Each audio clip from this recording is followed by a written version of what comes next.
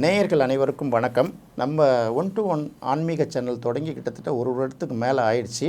உங்களோட அயராத ஒத்துழைப்பினால கிட்டத்தட்ட நம்ம 1,00,000 சப்ஸ்கிரைபரை எட்டியிருக்கோங்கிறது ஒரு மகிழ்ச்சியான செய்தி. இந்த நேரத்தில் நான் உங்களுக்கு நன்றி சொல்ல கடமைப்பட்டிருக்கிறேன். அதோட இன்னும் முக்கியமான விஷயம் என்ன சொல்ல வரேன்னா, நாம் 1-to-1 ஆன்மீகம் மட்டும்தான் வந்துட்டுருக்குன்னு நினைக்காதீங்க. இப்போ 1-to-1 ஹிஸ்ட்ரி அப்படிங்கிற ஒரு சேனல் அண்மையில் தொடங்கப்பட்டிருக்கு.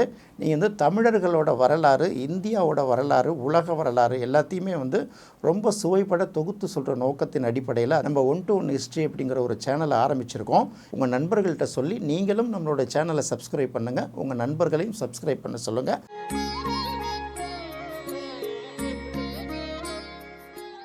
1-to-1 ஆன்மீக நேயர்களுக்கு அன்பு வணக்கம்.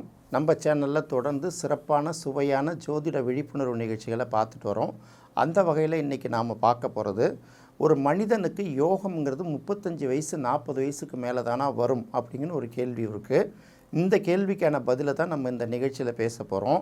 இது எந்த அளவுக்கு உண்மை எந்த அளவுக்கு பொய்ன்னு பார்க்குறத விட, உண்மையிலே 35-40 வயசுக்கு மேலே தான் யோகம் வருமா, இல்லை சின்ன வயசுலேயே சில பேருக்கு ஆரம்பிச்சிருமா, அதுக்கப்புறம் பார்த்திங்கன்னா சில பேருக்கு பார்த்திங்கன்னா கடைசி காலத்தில் ரொம்ப நல்ல யோகங்கள்லாம் வருது. அதாவது இந்த உலகத்தில் எல்லாத்தையும் விட்டு ரிட்டையர்ட் ஆகிற காலத்தில் அவங்களுக்கு அந்த யோகங்கள்லாம் வருது. அப்போ ஒரு ஜாதகப்படி அவனுக்கு எந்த வயசில் யோகம் வருங்கிறத தீர்மானிக்கிறது தான் ரொம்ப கண்டிப்பாக பார்க்க வேண்டியதாக இருக்குது. அப்படி பார்க்கும்போது நமக்கு அவங்களுடைய நட்சத்திரம், அதுக்கப்புறம் அவங்களுக்கு நடக்கக்கூடிய தசாபுத்தி, இதெல்லாம் வச்சு தான் நாம் முடிவு பண்ண முடியும். சில ராசிகளுக்கு பார்த்திங்கன்னா அவங்களுக்கு நடக்கக்கூடிய திசை எத்தனாம் அதிபதி, அந்த லக்னங்கள் அடிப்படையில் பார்த்திங்கன்னா அவங்களுக்கு எந்த இடத்துக்குரிய கிரகங்கள் திசை நடத்துது, எந்த இடத்துலேருந்து நடத்துது, அந்த கிரகத்தை பார்க்கக்கூடிய கிரகங்கள் என்ன, அதோடு சேர்ந்துருக்கக்கூடிய கிரகங்கள் என்ன, பகை கிரகங்களோட சம்மந்தப்படுதா, சுப கிரகங்களோட சம்மந்தப்படுதா, நட்பு கிரகங்களோட சம்மந்தப்படுதா, இதையெல்லாம் எடுத்து பார்த்து தான் நம்ம சொல்ல வேண்டியதாக இருக்குது. யோகங்களில் 2 விதமான யோகங்கள் நம்ம பார்க்க வேண்டியதாக இருக்குது. இந்த யோகங்கிறது பார்த்திங்கன்னா ஜாதகத்தில் ஒரு கிரகத்துக்கும் இன்னொரு கிரகத்துக்கும் உள்ள தொடர்பை வச்சு நம்ம பார்க்கும்போது தான் இந்த யோகங்கள் அப்படின்னு சொல்கிறோம். அதை தவிர வேறு எதுவும் இல்லை. இது தவிர இந்த பிறப்பு ஜாதகத்தில் பார்த்திங்கன்னா பஞ்சாங்கத்தில் 5 விதமான விஷயங்கள் சொல்கிறோம் இல்லையா, நாள், நட்சத்திரம், திதி, கரணம், யோகம்னு சொல்லுவோம்ல, அந்த யோகத்துக்கு நாம யோகம், நித்திய நாம யோகங்கள் அப்படின்னு சொல்லிட்டு இருப்பாங்க. அந்த யோகங்களை வச்சு சில பேர் என்ன பண்ணுறாங்க, யோகத்தில் பிறந்திருந்தீங்கன்னா உங்களுக்கு 40 வயசுக்கு மேலே தான் முன்னேற்றம், இந்த நட்சத்திரத்தில் பிறந்திருந்தீங்கன்னா உங்களுக்கு இந்த வயசுக்கு மேலே தான் முன்னேற்றம், இந்த ராசியில் பிறந்தவங்களுக்கு இத்தனை வயசில் தான் முன்னேற்றம் அப்படிங்கிறது அது ஒரு பொதுவான குறிப்பு. உதாரணத்துக்கு நம்ம சொல்ல போகிறோம்னு வச்சுக்கோங்களேன். இப்போ ஒரு சுக்கிர திசையை உதாரணமாக சொல்லுவோம். இப்போ பார்த்திங்கன்னா ஒருத்தவங்க கேது திசையில் பிறந்தாங்க அப்படின்னு வச்சுக்கோங்க. கேது திசை அப்படிங்கிறது அஸ்வினி, மகம், மூலம், இந்த 3 நட்சத்திரத்தில் ஒருத்தவங்க பிறந்தாங்கன்னா அவங்களுக்கு முதல் திசை கேது திசை ஆரம்பிக்கும். அடுத்து பார்த்திங்கன்னா சுக்கிர திசை ஆரம்பிக்கும். நம்ம எல்லாமே சொல்லிகிட்டு இருப்போம், சுக்கிர திசை ரொம்ப அருமையாக இருக்கும், சுக்கிர திசை யோகத்தை கொடுக்கும், சுக்கிர திசை வசதியாக்கும், சுகபோகங்களை கொடுக்கும் அப்படிம்பாங்க. ஆனால் ஒரு மனிதனுக்கு வரக்கூடிய இந்த சுக்கிர திசையோ இல்லை நல்ல யோகங்களை தரக்கூடிய காலங்களோ ஒரு 20-30 வயசுக்கு மேலே வர்றது தான் நல்லது அப்படிங்கிறது சொல்லுவாங்க. ஏன் அப்படின்னு கேட்டிங்கன்னா, இப்போ ஒரு குழந்தைக்கு ஒரு 5-6 வயசில் சுக்கிர திசை வந்ததுன்னா அந்த 20 வருஷம் சுக்கிர திசை, அந்த 20 வருஷம் யாருக்கு பயன்படும், அந்த சுக்கிர திசை அவருக்கு நல்லது கொடுக்கறதா இருந்தால் கூட அது அந்த குடும்பத்துக்கு தானே பயன்படும். அவருக்கு அதுக்கப்புறம் அவர் படித்து முடிச்சுட்டு வேலைக்கு போய் கல்யாணம் பண்ணுற காலகட்டத்தில் யோகம் வரும்போது தான் அது அவருக்கான யோகமாக வேலை பார்க்கும். இப்போ சுக்கிரன் பார்த்திங்கன்னா கடகத்திலேயோ சிம்மத்திலேயோ இருந்து திசை நடத்துதுன்னா, ஏன்னா சுக்கிரனுக்கு அது ஒரு பாதகத்துக்குரிய இடம் அப்படின்னு சொல்லுவாங்க, பகை வீடுன்னு சொல்லுவாங்க. இந்த மாதிரி இடங்களில் இருந்து திசை நடத்தினாலோ, நீச்சம் பெற்ற இடங்கள்லேருந்து திசை நடத்தினாலோ இந்த சுக்கிரன் அவங்களுக்கு நல்ல மாதிரி பலன்களை கொடுப்பாரா அப்படின்னு நம்ம எதிர்பார்க்க முடியாது.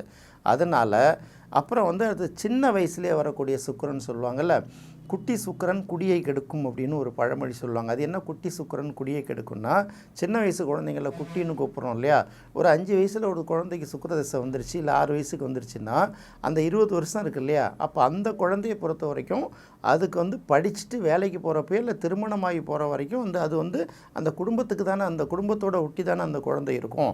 அப்படி பார்க்கும்போது அந்த குட்டி சுக்கிரன் குடியை கெடுக்கும்னா, குடிங்கிறது குடும்பம்னு ஒரு பேர் இருக்குது. நம்ம சரக்கு சாப்பிட்றது மட்டும் குடி அப்படின்னு நினச்சிக்கக்கூடாது. அப்போ அந்த வீட்டை விட்டு வெளியில் போகக்கூடிய ஒரு சூழல் சில பேருக்கு வரும். ஏன்னா ஒன்று ட்ரான்ஸ்ஃபரில் போகலாம், அல்லது வந்து ஏதோ ஒரு நெருக்கடிகள்னால இருக்கிற வீட்டை வந்து விற்கக்கூடிய சூழ்நிலை வரலாம், அல்லது திடீர்னு எல்லாரையும் மாற்றி வேறு இடத்துக்கு கொண்டுட்டு போகிற சூழ்நிலை வரலாம். எப்படி இருந்தாலும் இருக்கக்கூடிய வீட்டை மாற்ற வேண்டிய சூழல் வரும், அல்லது இருக்கக்கூடிய வீட்டை விற்கக்கூடிய சூழல் வரும். இல்லைன்னா வேறு வழி இல்லாமல் இந்த வீடு கையை விட்டு போகும். இதனால தான் என்ன சொல்லுவாங்க, குட்டி சுக்கிரன் குடியை கெடுக்கும்பாங்க. எப்போதுமே இந்த மாதிரி சுபங்களை குறிக்கக்கூடிய திசை, நல்ல விஷயங்களை குறிக்கக்கூடிய திசைகள்லாம் 20-30 வயசுக்கு மேலே வரும்போது அவங்களுக்கு நல்லதும்பாங்க.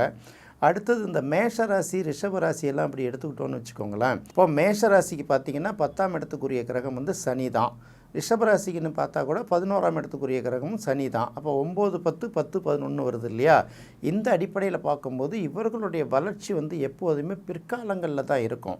ஏன்னா மேஷராசி அப்படின்னு பார்க்கும்போது மேஷராசிக்கு வந்து சனி வந்து 10க்கும் 11க்கும் உரிய கிரகம். 10ங்கிறது இந்த இடத்துல தொழிலை குறிக்குது, 11ங்கிறது லாபத்தை குறித்தால் கூட மேஷத்துக்கு வந்து 11ஆம் இடம் பாதகஸ்தானம் அப்படிங்கிறதுனால மேஷ லக்கணத்தில் பிறந்தவர்களுக்கு சனி வலிமையாக இருந்தால் அது ஒரு வகையில் தொல்லை. ஏன்னா அவங்க லக்கணத்துக்கு பாதகஸ்தான அதிபதி வலிமையாகிறதுனால அது வந்து கொடுக்கக்கூடிய இடைஞ்சல்கள் பல மாதிரி கொடுத்துருங்கிறதுனால அது வந்து ஒரு பாதிப்பை ஏற்படுத்துது. அதே சமயத்தில் மேஷ லக்கணத்துக்கு பாதகாதிபதியாக இருக்கக்கூடிய சனி வலிமை இழந்து போனாலோ மறைவிடங்கள் இருந்தாலோ அது வேறு மாதிரியான சிக்கலை கொடுத்துருது. என்ன சிக்கலை கொடுக்குதுனீங்கன்னா, மேஷ லக்கணத்துக்கு 10ஆம் இடத்துக்குரிய கிரகமே வந்து சனி தானே. 10ஆம் இடத்துக்குரிய சனி வந்து பலமிழந்து போகும்போது அவர்களால் தொடர்ச்சியாக வேலை செய்ய முடியாமலோ இல்லை தொழில் ரீதியான பாதிப்புகளையே சந்திக்கிறாங்க இல்லையா? அதனால தான் என்ன சொல்லுவாங்கன்னா, இந்த மேஷம் ரிஷபம் மாதிரி ஆட்களுக்கு எல்லாருக்குமே பார்த்திங்கன்னா கொஞ்சம் லேட்டாக வந்து நல்ல திசைகள் நல்ல வாய்ப்புகள் அமையிறது நல்லது அப்படிம்பாங்க. இந்த மாதிரி ஒரு லக்கணத்துக்கும் நிறைய மாற்றங்கள் வர வேண்டியிருக்கு. நீங்கள் இந்த நித்திய நாமன யோகங்கள் 27 யோகங்களை வச்சு இதில் உள்ளவங்களுக்கு தான் லேட்டாக தான் வரும் அப்படிங்கிற சொல்கிறதே வந்து தவறான காலமாக இருக்குது. நாம் இப்போ பார்த்திங்கன்னா 9 கிரகங்களை சொல்லிட்டு வரோம். 9 கிரகங்களும் நல்ல திசையை கொடுக்குமா, இல்லை 9 கிரகங்களும் திசை நடத்தும் போது நல்ல பலன்களை கொடுக்குமா, இல்லை வந்து நாம் வந்து போகிற போக்கில் சொல்லிகிட்டு இருக்கக்கூடிய சுப கிரகம்னு சொல்லக்கூடிய சந்திரன், புதன், குரு, சுக்கிரன் இதுதான் சுபக்கிரகங்கள், இந்த சுபக்கிரகங்கள் திசை நடத்தும்போது தான் நல்ல பலனை கொடுமா, இல்லை பாவக்கிரகங்கள்னு சொல்லக்கூடிய சூரியன், செவ்வாய், சனி, ராகு, கேது இந்த கிரகங்கள் திசை நடத்தும்போது கெட்ட பலனை தான் கொடுக்குமாங்கிறத முதல்ல முடிவு பண்ணிக்கணும். இப்போ ஒரு லக்கணத்துக்குமே எது சுபர் எது பாவர்னு பிரித்து எடுத்துருவாங்க. இப்போ சரலக்கணங்கள் அப்படின்னு எடுத்துக்கிறது முன்னாடி முதல்ல வந்து நம்ம மேஷ லக்கணத்தை பார்த்துட்டு வரோம். அப்போ மேஷ லக்கணத்துக்கு வந்து சனி பாதகாதிபதி, அந்த பாதகாதிபதி வந்து வலிமை இழந்து திசை நடத்தும் போது ஓரளவு நல்ல பலன்களை கொடுப்பாரு. மேஷ லக்கணத்துக்கு குருவும் செவ்வாய், சூரியன், சந்திரன் இது 4மே நல்ல பலனை கொடுக்கணும். ஆனால் இது 4ம் நல்ல நிலையில் இருந்து திசை நடத்தும் போது தான் நல்ல பலன்களை கொடுக்கும். ஒவ்வொரு லக்கணத்துக்கும் பார்த்திங்கன்னா நட்பு கிரகங்கள், பகை கிரகங்கள் அப்படின்னு ஒரு லிஸ்ட்டை கொடுத்துட்டே வருவாங்க. அப்படி பார்க்கும்போது ஒரு லக்கணத்துக்குரிய நட்பு கிரகங்கள் வந்து அந்த ஜாதகத்தில் 6, 8, 12 மறைந்திடாமல், நீச்சம் பெறாமல், அதே போல் வந்து பாவக்கிரகங்களோட சேர்க்கை பெறாமல் இருந்ததுன்னா அந்த திசை நடத்தும்போது அவங்களுக்கு நல்ல பலனை கொடுக்கும். அப்போ நட்சத்திரங்களை பொறுத்து தான் அவங்களுக்கு திசை நடத்த போகுதுங்கிறத நம்ம பார்க்குறோம். சில பேருக்கு வந்து சின்ன வயசுலேயே நல்ல யோகம் வரும்போது அவங்க குடும்பத்துக்கு பயன்படும்.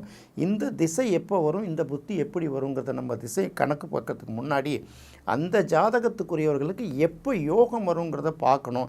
இது வந்து 20 to 30 தான் வருமானு சொல்ல முடியாது. சில பேர் பார்த்திங்கன்னா சின்ன வயசில் பிறந்த இடங்களில் செல்வ செழிப்போடு வளருவாங்க.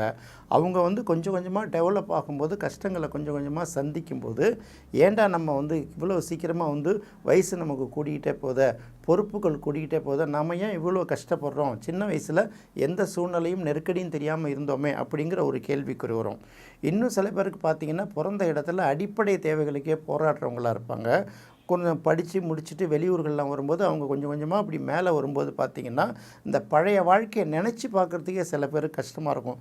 இப்படி இல்லாமல் நம்ம கஷ்டப்பட்டோம் அப்படின்னு நினைக்கிற அளவுக்கு சில பேருக்கு பிரம்மாண்டமான முன்னேற்றம் கிடைக்கும். அதனால் ஒரு ஜாதகத்தை பார்த்து அந்த ஜாதகத்தோட 9 கிரகங்களும் லக்கணத்தையும் ஆய்வு செய்த பிறகு தான் இவங்களுக்கு எத்தனை வயசுக்கு யோகம் வரும், சில பேருக்கு யோகங்கள் வராமலே போகிறது கூட உண்டு. கடைசி வரைக்குமே போராடக்கூடிய மனிதர்கள் இருப்பாங்கள்ல. இப்போ சில பேர் சொல்லுவாங்க இந்த கிரகம் இந்த இடத்துல இருந்தால் திக்பலம், இவங்களாம் கடலில் தூக்கி போட்டால் கூட கரையேறிடுவாங்க அப்படிங்கிற மாதிரி சொல்லும்போது என்ன அப்படின்னு பார்த்தீங்கன்னா, இவங்க உண்மையில் வலிமையான மனிதர்கள் தான். இவங்க வந்து சாதனைக்காகவோ சக்ஸஸுக்காகவோ போராடுறதுக்கு வாய்ப்பு கொடுக்காம கடைசி வரைக்கும் அடிப்படை தேவையை போராடுறதே விட்டிங்கன்னா அதில் சர்வே பண்ணுறதுக்கே போராட்டத்துக்கு போயிடாதுல.